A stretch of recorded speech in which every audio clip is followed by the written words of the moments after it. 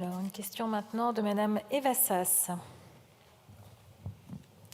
Merci Madame la Présidente. Madame la Ministre, chers collègues, mercredi 31 janvier à Aubière, une adolescente de 15 ans s'est pendue dans une chambre d'hôtel.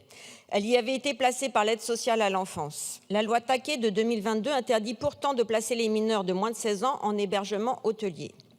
Mais il aura fallu attendre ce nouveau drame pour que vous fassiez paraître enfin le décret d'application plus de 2 ans après la promulgation de la loi.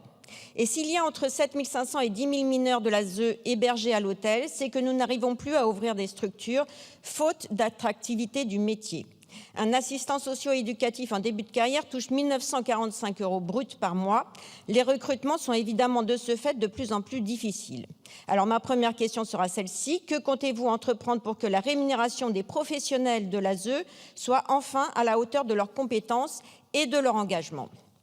Autre préoccupation, la pénurie des familles d'accueil. Alors que l'article 20 de la Convention des droits de l'enfant prône le placement en famille plutôt qu'en foyer, leur nombre chute en France. Entre 2016 et 2022, le nombre d'enfants confiés à l'ASE a augmenté de 25 %. Sur cette même période, le nombre de familles d'accueil a baissé. Résultat, entre 2016 et 2022, le nombre d'enfants placés en famille d'accueil est passé de 1 sur 2 à 1 sur 3. La loi Taquet a ouvert la possibilité aux assistants de famille d'avoir une autre activité professionnelle, mais aujourd'hui, cette possibilité est encore peu utilisée et le parcours pour devenir famille d'accueil est long et difficile. Donc, Madame la Ministre, quelles mesures comptez-vous engager pour rendre le statut d'assistant familial plus attractif, tout en garantissant, bien sûr, le bien-être et la sécurité des enfants placés ? Enfin, dernier point et non des moindres, aujourd'hui, faute de contrat jeunes majeurs, beaucoup de jeunes confiés à l'ASE se trouvent laissés à eux-mêmes, arrivés à la majorité. Un rapport du Conseil d'orientation des politiques de jeunesse en juin 2023 indique même que l'accès des jeunes majeurs à leurs droits fondamentaux relève, je cite, du parcours du combattant. Résultat, il faut le rappeler avec force, un quart des personnes sans domicile fixe nées en France sont d'anciens enfants placés. Je le dis, c'est une honte pour la France. Ces enfants qui nous sont confiés, nous les accompagnons si mal que nous les menons à la rue. De plus, votre loi immigration adoptée en décembre 2023 exclut les mineurs isolés sous UQTF du bénéfice d'un contrat jeune majeur. La seule perspective que vous proposez donc à ces jeunes, c'est la rue. Alors, Madame la Ministre, je vous le demande, quand allez-vous enfin soutenir les départements pour que tous les enfants de l'ASE puissent bénéficier d'un contrat jeune majeur? La réponse que vous avez donnée tout à l'heure à ma collègue Sophia Chikirou était pleine de bonnes intentions, mais vous n'avez annoncé aucune mesure et aucun moyen. Nous attendons des mesures précises. Merci. La parole est à Madame la Ministre. Madame la députée, Madame la Présidente, Monsieur le député, Madame la députée Sas. Il n'y a pas des mots et pas d'action. La responsabilité qui est la mienne aujourd'hui, et Madame la députée Chikirou l'a dit, elle est énorme. Ce sont des enfants.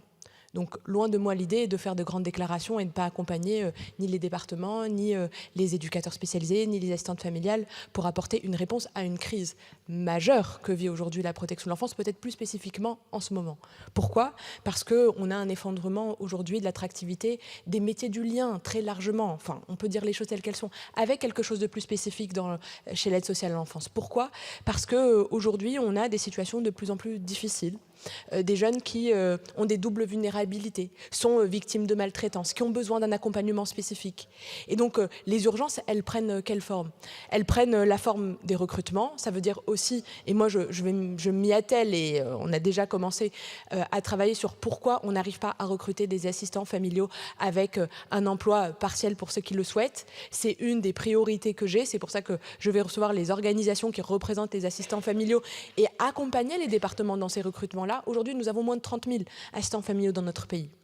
On a à peu près la moitié de nos enfants qui sont en établissement plutôt collectif, en MEX, pour dire les choses telles qu'elles sont, mais des bébés en pouponnière également, qui vivent aujourd'hui une situation quand même plutôt alarmante, parce que nous avons de plus en plus de bébés qui sortent de la maternité en pouponnière, Madame la députée. Et on sait à quel point le lien affectif pour des 0-3 ans, on parle de bébés d'à peine quelques mois, est fondamental et profondément structurant. Et c'est pour ça que ces travaux ne se décrètent pas. Ils se font avec les territoires, avec les départements, avec les services qui accompagnent la protection de l'enfance, sachant que d'un département à l'autre, Madame la députée, et ça a été rappelé par Madame la députée Chikirou, ce n'est pas la même chose. Alors nous devons une harmonisation à ces enfants, nous devons un égal accès aux droits. On connaît à quel point le non-recours est dramatique chez ces enfants plus spécifiquement.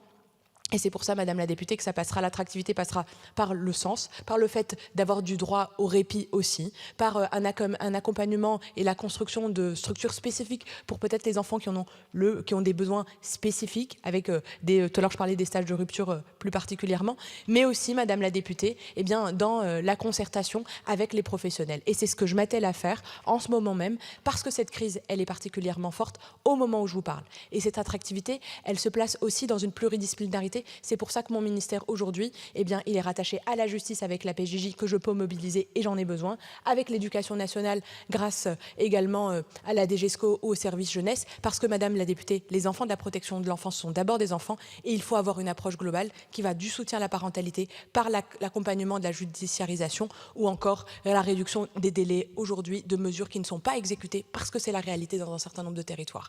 Et Madame la députée, tout cela ne se décrète pas, il se construit avec les territoires, avec les associations et avec les acteurs. Et c'est comme ça que j'avancerai, Madame la députée, dans l'intérêt des enfants en priorité. Merci. Alors, la parole est maintenant à Madame